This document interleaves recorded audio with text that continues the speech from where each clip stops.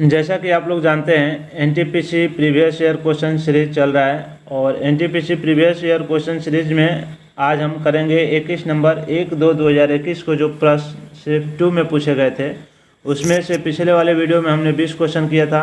आगे आज 20 के बाद 21 से क्वेश्चन हम करेंगे और टोटल इसमें भी 20 क्वेश्चन होगा।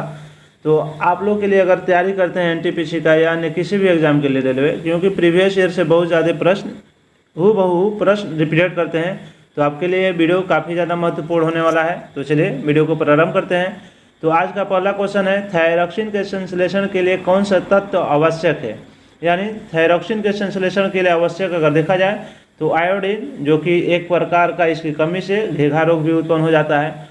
प्रोटियम में कितने न्यूट्रॉन होते हैं, यानी जो भी प्रोटियम, ड्यूटेरियम, ट्राइटियम, तो इसमें पूछा गया है प्रोटियम में कितने न्यूट्रॉन मौजूद होते हैं। तो ये आपके होते हैं 0, क्योंकि इसमें कोई भी न्यूट्रॉन मौजूद नहीं होते हैं। अगला प्रश्न है, गुप्त साम्राज्य के निम्नलिखित राजाओं में से कौन एक अच्छा बीणा वादक था। यानी पूछा गया है गुप्त साम्राज्य में बीणा वादक के रूप में कौन प्रसिद्ध था। तो यह जो थे समुद्रगुप्त बीणा वादक के रूप में प्रसिद्ध थे गुप्त साम्राज्य में। अगला प्रश्न है, इकोलॉजी शब्द का संबंध किसने गढ़ा था। जो इकोलॉजी शब्द इसको किसने दिया था। तो यह जो दिया था इकोलॉजी शब्द अर्नस्ट हैकल के द्वारा। इकोलॉजी एक होता है इकोसिस्टम और एक होता है इकोलॉजी। तो आप लोग बताएं इकोसिस्टम शब्द जो किसने दिया था, क्योंकि यह भी प्रश्न आपके लिए पूछा जा सकता है।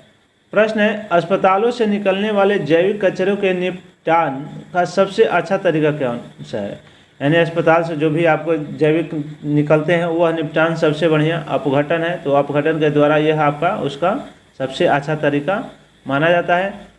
अगला प्रश्न है, काजीरंगा राष्ट्रीय उद्यान से होकर गुजरने वाले किस राष्ट्रीय राजमार्ग सीमा उद्यान वन्य जीवों के लिए मुख्य खतरा बनी हुई है।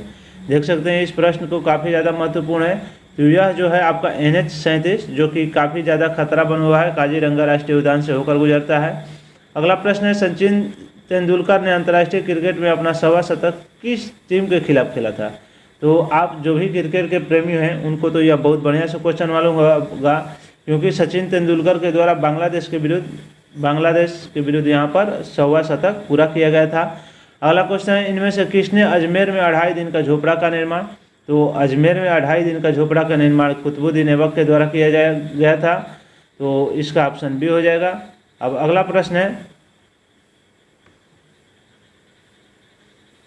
कि वायु में मौजूद निम्नलिखित में से कौन सा तत्व चांदी की वस्तुओं को काला कर देता है। वायु में मौजूद कौन सा जो होता है चांदी के वस्तु को काला कर देता है। तो यह सल्फर जो है चांदी के वस्तु को काला कर देता है।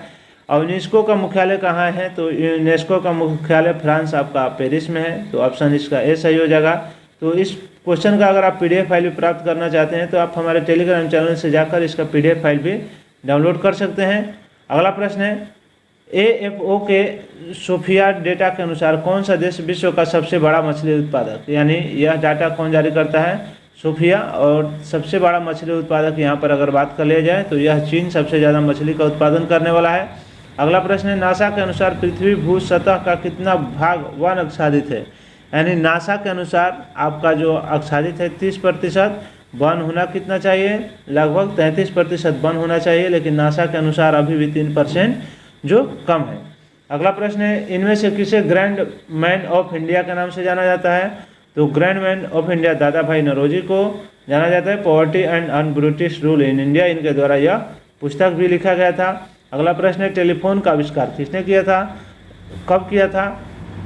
तो टेलीफोन के आविष्कार ग्राहम बेल के द्वारा आपका किया गया था 1876 ईस्वी में। तो ऑप्शन बी सही हो जाएगा। अगला प्रश्न है, भारत सरकार ने निम्नलिखित में से किस वर्ष प्रारंभिक शिक्षा के लिए राष्ट्रीय पौष्टिक सहायता कार्यक्रम, यानी 6 से 14 वर्ष के जो बच्चे होते हैं उनको प्रारंभिक शिक्षा देना माता पिता का अधिकार है, उनको मौलिक अधिकार के रूप में रखा गया है। तो ये जो है पूछ रहा है पौष्टिक सहायता कार्यक्रम पर कब प्रारंभ हुआ था। तो 1995 में यह प्रारंभ हुआ था।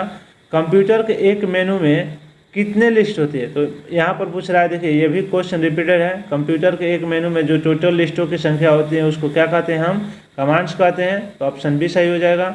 अगला फिर प्रश्न है कि सीधी कार्रवाई दिवस किसने घोषणा यानी प्रत्यक्ष कार्रवाई दिवस के माने किसके द्वारा किया गया था?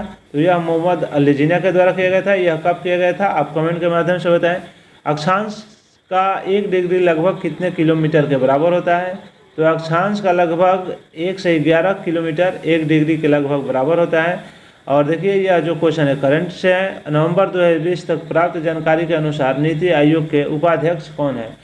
तो जो अमिताभ घोष उस समय सीईओ थे, लेकिन वर्तमान में आप बताएं इसका जानकारी कौन सा है। अगला प्रश्न है अंतर्राष्ट्रीय प्रकाश दिवस कब मनाया जाता है? तो अंतर्राष्ट्रीय प्रकाश दिवस जो मनाया जाता है 16 मई को मनाया जाता है। तो इस तरह से आज के वीडियो में हमने टोटल 20 क्वेश्चन किया। आने वाले समय में ऐसे ही डेली आपको एक वीडियो 20 क्वेश्चन का और पूरा जो भी एनटीपीसी का प्रश्न है, एनटीपीसी परीक्षा होने से पहले आप लोग को पूरा क्वेश्चन कवर मिल जाएगा। तो आप ज़रूर चैनल को फॉलो करते रहें।